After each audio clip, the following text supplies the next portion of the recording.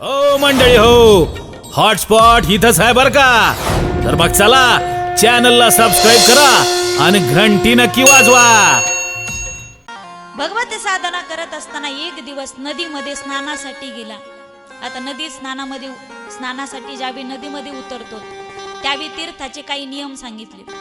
आता आम्ही गोदावरीमध्ये, इंद्रायणीमध्ये, नाशिकला गेलात तर गंगेमध्ये, गोदावरीमध्ये, पंढरपूरला गेलात तर चंद्रभागेमध्ये, भीमा नदीमध्ये स्नान करतो आपण.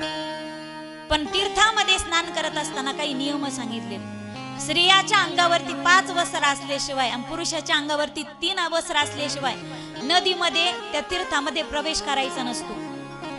एक जरी वस्त्रेपेक्षा कमी असेल मायबाप, तीर्थामध्ये नग्न होऊन कधी स्नान करायचं नसतं.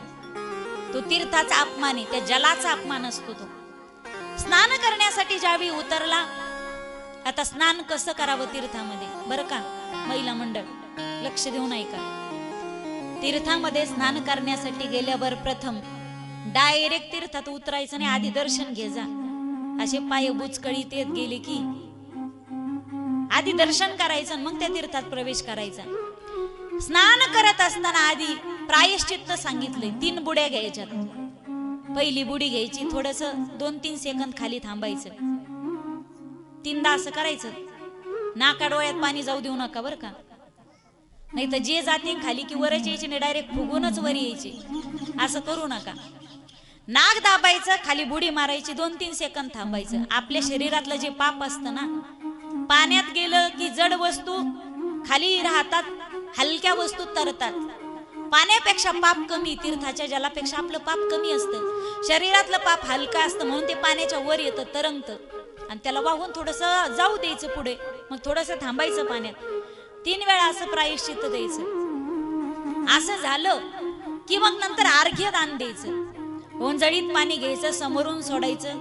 हे देवाला अर्घ्य बर का, असं समोरून सोडायचं. पुन्हा पाणी घ्यायचं, बोटाच्या असं हाताच्या मधून सोडायचं. हे संतांना अर्घ्य. पुन्हा ओंजळीत पाणी घ्यायचं ना असं अंगठ्याच्या माध्यमातून सोडायचं. हे पितरांना अर्घ्य. 3 वेळा अर्घ्य दान द्यायचं. हा भरत राजा ज्यावी तीर्थामध्ये स्नान करण्यासाठी गेला, गंडकी मातेच्या जलामध्ये अर्घ्य दान करण्यासाठी ज्यावेळी हातामध्ये पाणी घेणार, त्या वनामध्ये एक असन्न प्रसवा असणारी हरिणी होती, जिचा प्रसूती काल समीप आलता. सिंहाची कर्ण कर्कश गर्जना तिनं कानावरती ऐकली, जीवाच्या आकांताने धावली. धावत असताना ज्यावेळी तिनं पाहिलं कोणता तरी हिंस्र श्वापद माझ्या पाठीमागे धावतय, जीवाच्या आकांताने धावली. धावत असताना नदीच्या पलीकडे तिची उडी पडली, पण तिचा गर्भ मध्येच गळाला, पाण्यात पडला. पाण्याच्या प्रवाहानं राजा ओंजळीत पाणी घेऊ लागला. त्या ओंजळीमध्ये ते पाडस आलं. दचकून पाहिलं, काय अरे हे तरी हरणाचं पाडस आहे. त्याच्याकडे पाहिलं, हृदयाची धडधड चालू होती. अरे पाडस तर जिवंत आहे, याला असं टाकून द्यावं ना तर याला कोल्हे कुत्रे खाऊन टाकतील वनातले. ज्या आरती हे माझ्या हातामध्ये आलंय याचा अर्थ काहीतरी ईश्वरी संकेत असला पाहिजे. हे जर असं सोडून द्यावं तर याच्या मरणाचं पातक मला लागेल. हे माझ्या हातात आलं याचा अर्थ याची जबाबदारी माझी असेल. त्याला आपल्या कुटियामध्ये नेलं आणि आता हरी हरी करत असताना हरिभजनाच्या वेळी हे हरिणही येऊ लागलं. देवपूजा करू लागली की या हरणाला आंघोळ घालायचे. देवाला गंध लावला की हरणाला गंध लावायचे. देवाला फुलांच्या माला घातले की यालाही गळ्यात माळा घालायची. त्याच्या पायामध्ये भरताने छोट छोटे घुंगर बांधले होते. हरिभजन करत असताना हे हरिण यायचं, ठुमुक ठुमुक चालायचं आणि संपूर्ण लक्ष त्याच्याकडे जायचं.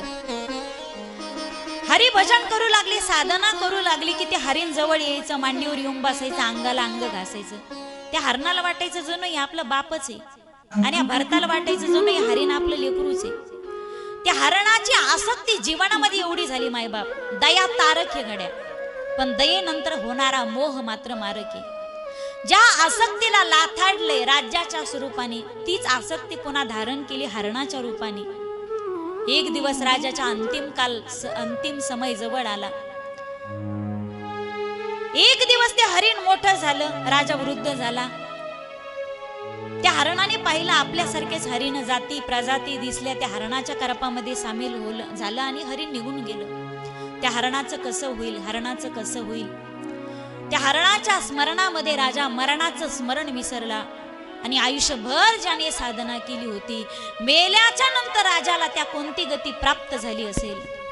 जड भरत राजा हरिणी गर्भ गेला, जड भरत राजा हरिणी गर्भ गेला, जड भरत राजा हरिणी गर्भ गेला, जड भरत राजा हरिणी गर्भ गेला, जड भरत राजा हरिणी गर्भ गेला, जड भरत राजा हरिणी गर्भ गेला, जड भरत राजा हरिणी गर्भ गेला, जड भरत राजा हरिणी गर्भ गेला.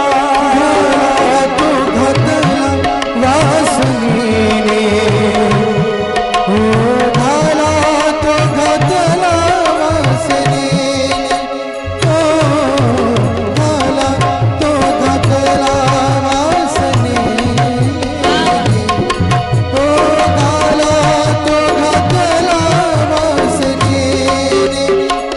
जड भरत राजा हरिणी गर्भ गेला, जड भरत राजा हरिणी गर्भ गेला, जड भरत राजा हरिणी गर्भ गेला, जड भरत राजा हरिणी गर्भ गेला, जड भरत राजा हरिणी गर्भ गेला, जड भरत राजा हरिणी गर्भ.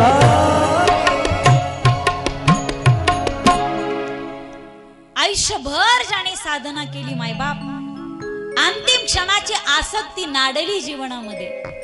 जड भरत राजा, कुणी म्हणेल असं का झालं.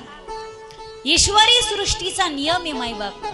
भगवान परमात्म्याने कॅमेरे बसवलेत, कॅमेरे.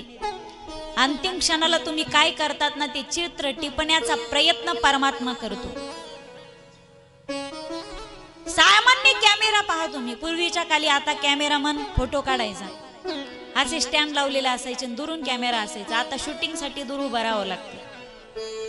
असं स्टँड लावलेलं असायचं, त्याला कॅमेरा फिट केलेला असायचा आणि तो कॅमेरामन 10 मिनिटं लोकांची तयारी करून घ्यायचं. एक फोटोशूट जर करायचं असेल तर अशी उभे राहा, तशी उभे राहा, हात असा ठेवा, मान अशी करा, नेहमीप्रमाणे सूचना, जरा जरा स्माईल प्लीज.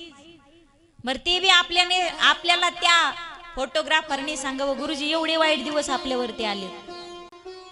तो व्यवस्थित तयारी करून घ्यायचा आणि तो कॅमेऱ्याकडे जायचा. हा रेडी, काढू का फोटो, झालंय का व्यवस्थित सगळं. आणि अचानक तो फोटोग्राफर फोटो शूट करणार एवढ्यामध्ये एक माशी नाकावर येऊन बसली. याने असा नाकाने हुसकावण्याचा प्रयत्न केला, पण माशी निष्ठावंत भावे, काही झालं तरी नागपूर काही सोडणार नाही. असं हुसकावण्याचा प्रयत्न केला, पण माशी हाली ना.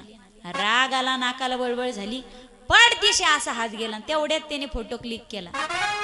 मला सांगा, फोटो 10 मिनिटाच्या तयारीप्रमाणे येईल का त्याने ज्यावेळी फ्लॅश उडाला त्या समयाचा येईल?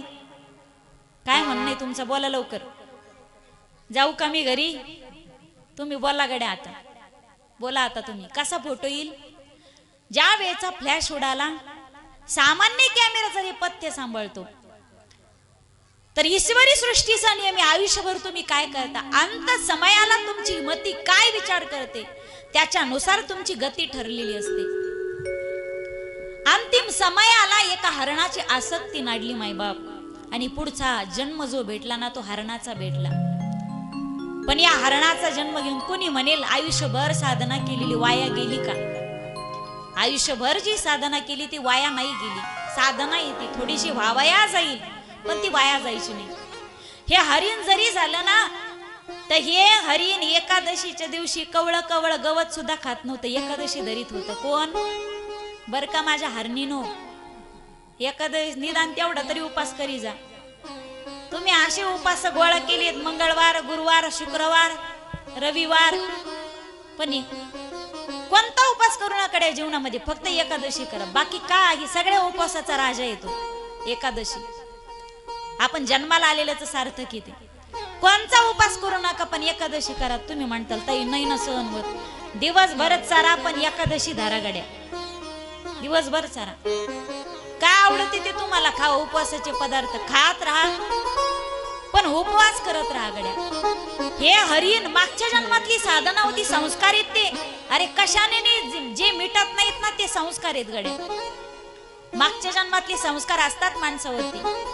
काय काय पहा तुम्ही, काय काय कुत्र्याच्या जन्माला गेले तरी मागचे संस्कार त्यांचे असतात चांगले.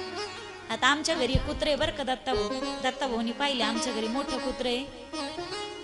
कोणाचा बाप येऊ द्या गड्या पण ते दारातून उठतच नाही. मला राहून राहून वाटतंय मागच्या जन्मामध्ये कोणाचं ते पिया असलं पाहिजे, नाही तर वॉचमन असलं पाहिजे ते. आणि खुर्ची शिवाय बसत नाही आमचं कुत्र. जिथं खुर्ची दिसली की तिथं बसन. बरं खुर्चीहून उठवायची त्याला हिंमत नाही कोणाची, कारण ते हायच कमरेच्या वर येते, कमरेच्या पेक्षा मोठे. म्हणजे मागच्या जन्मामध्ये तुम्ही कोणीतरी असता, त्याचे गुण ते संस्कार तुम्हाला याही जन्मामध्ये मिटत नाही. संस्कार आहेत पहा. आपण सहज म्हणतो जितेची खोड मेल्याशिवाय ती कशी जात नाही. एकदा सांगते, एकदा मोठ्या प्रेमाने बोला, राधे. मला माहिती तुमचा चहाचा टाइम झालाय, तुम्हाला भेटतो का नाही काय माहिती, पण टायमाला यांचा टाइम ठरलेला असतो. यांचा टाइम, यांना ज्या वेळी तल्लफ होती त्याच वेळी तुम्हाला चहा भेटतो गड्या. बरोबर आहे का? एकदा प्रेमाने बोला, राधे. हो मंडळी हो, हॉटस्पॉट इथंच आहे बर का. तर मग चला चॅनलला सबस्क्राईब करा आणि घंटी नक्की वाजवा.